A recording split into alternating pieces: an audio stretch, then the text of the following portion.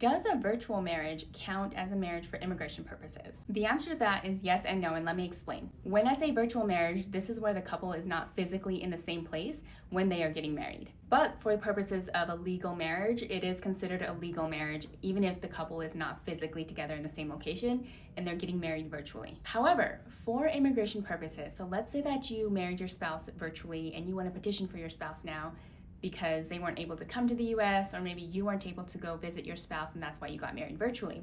Now, for purposes of immigration, they will not count that as a legal marriage to be able to petition for a spouse. A couple of things that you have to consider if you are considering a virtual marriage. One, maybe you shouldn't do a virtual marriage at all and figure out a way to be together and actually get married where you're physically together. The second is if you do decide that you want to get married virtually and it makes the most sense based on your circumstances, you can do that, but just know that after you do get married virtually, you do need to physically see each other at some point before you file that petition for your spouse. If you do get married virtually, you need to physically see each other and you need to consummate the marriage, meaning you have to have sex.